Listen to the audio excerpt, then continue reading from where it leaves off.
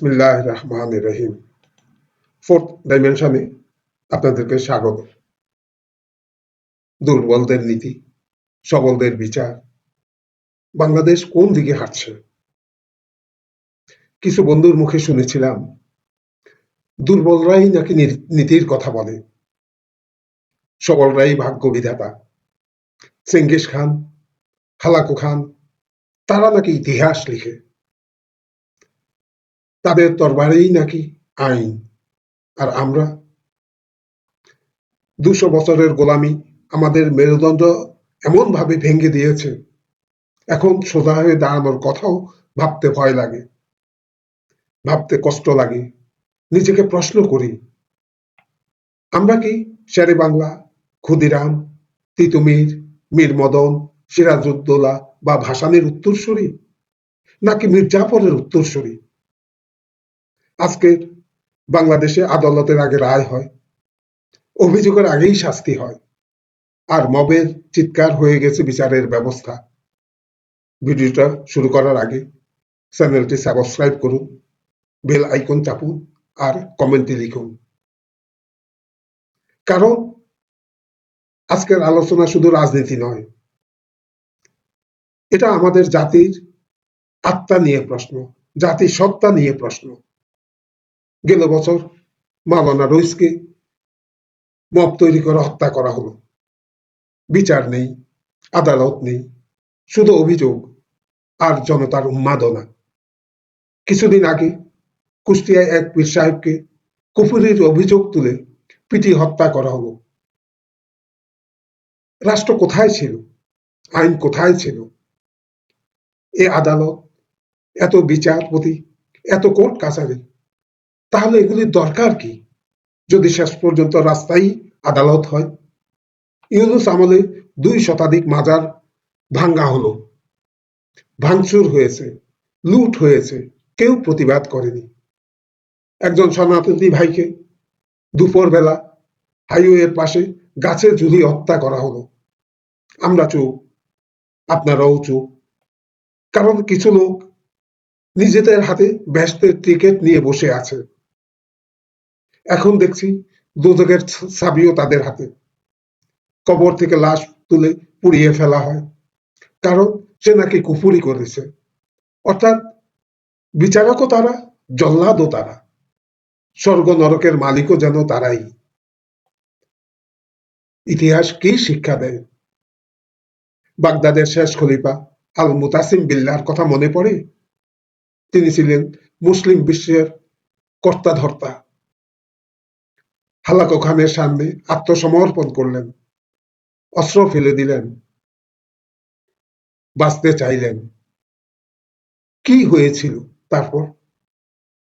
কম্বলে মুড়িয়ে লাথি মেরে হত্যা করা হয়েছিল তাকে। কি নিদারুণ লজ্জাজনক, অপমানজনক মৃত্যু।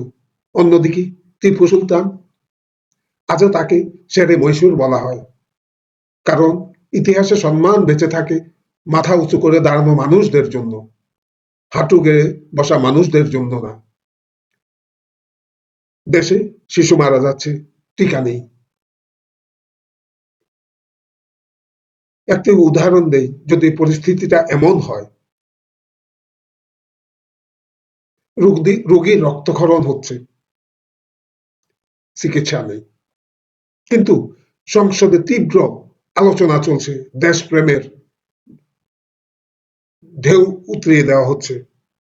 কিভাবে স্বাস্থ্য খাত উন্নয়ন করা যায়, দেশের মানুষকে সেবা করা যায়, এক একজনের আবেগময়ী বক্তব্য। কিন্তু ফল কি? রোগী মরুক, আগে পরিকল্পনা হোক। এ যেন আমরা আগের সিস্টেমের, মাফ করবেন, আমরা আগে সিস্টেমের উন্নয়ন করব, তারপর মানুষ বাঁচাবো। বিষয়টা এমন নয় কি? কি অদ্ভুত রাষ্ট্র! রাজা ব্যস্ত বিরোধীদের মুখ বন্ধ করতে, আর প্রজা ব্যস্ত বেঁচে থাকার জন্য। এই দেশে বিচার বিভাগের স্বাধীনতার কথা বললে অনেকে এমন ভাবে তাকায় যেন আপনি রাষ্ট্রদ্রোহী কথা বলছেন, কারণ তাদের বিশ্বাস রাজা কখনো ভুল করতে পারে না। রাজা যা করবে দেশের কল্যাণে, জনগণের কল্যাণেই করবে। এটা সমস্যা, এটাই সমস্যা। যেখানে শাসককে প্রশ্ন করা পাপ হয়ে যায়, সেখানে অন্যায় আইন হয়ে দাঁড়ায়। সোশ্যাল মিডিয়াতে দেখলাম চট্টগ্রামে মার্কিন সামরিক যান এসেছে। গুগলে সার্চ দিলাম, দেখলাম বিভিন্ন আন্তর্জাতিক সূত্র বলছে বাংলাদেশ ও যুক্তরাষ্ট্র নিরাপত্তা সহযোগিতা স্বাক্ষর করবে। পাকিস্তান বহুদিন ধরেই মার্কিন বলয়ের মধ্যে। এখনো এখন বাংলাদেশও পাকিস্তানের দিকে অস্বাভাবিকভাবে ঝুঁকছে। তাহলে প্রশ্ন হলো, একটি মার্কিন পাকিস্তান বাংলাদেশ অক্ষ কি তৈরি হচ্ছে? আর সেটি কি চীনের বিরুদ্ধে ব্যবহার হবে?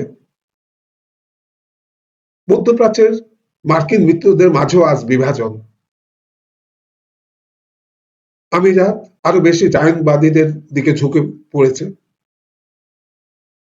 কিন্তু সৌদি আরব ও আমেরিকার মধ্যে, মাফ করবেন, সৌদি আরব, চীন ও আমেরিকার মধ্যে ভারসাম্য খুঁজছে। কারণ বিশ্ব বদলাচ্ছে। ইরান যুদ্ধ, নতুন ভাবনা, নতুন মেরুকরণ তৈরি করছে। এক মেরুর পৃথিবী ধীরে ধীরে বহু মেরুর পৃথিবীতে রূপ নিচ্ছে। এটা দেখতে রাজনৈতিক পণ্ডিত হওয়ার প্রয়োজন নাই। চীন উঠছে, রাশিয়া চ্যালেঞ্জ দিচ্ছে, ইরান টিকে আছে। আমেরিকার একক আধিপত্য প্রশ্নের মুখে। আর আমরা এখনো, আমি আর মামুরা রাজনীতিতে আটকে আছি। ডুবন্ত নৌকায় কে ওঠে? একজন বোকা ছাড়া আর কেউ না। ডুবন্ত নৌকায় ওঠার সিদ্ধান্ত একজন নির্বোধ ব্যক্তিই নিতে পারে। যে জাতি আত্মসম্মান হারায়, সে জাতি অর্থনীতিতে টিকে থাকতে পারে না, ইতিহাসে না। আজ প্রশ্ন শুধু রাজনীতি না, আজ প্রশ্ন বাংলাদেশ কি মাথা উঁচু করে দাঁড়াবে, নাকি নতুন কোন সাম্রাজ্যের ছায়ায় নিরাপত্তা খুঁজবে? ভিডিওটি যদি আপনাদের ভাবায় তাহলে শেয়ার করুন। কারণ অনেক সময় একটি জাতি ধ্বংস হয় শত্রুর হাতে না, জাতির নীরবতায়ও ধ্বংস হয়। আল্লাহ হাফেজ, আবার দেখা হবে।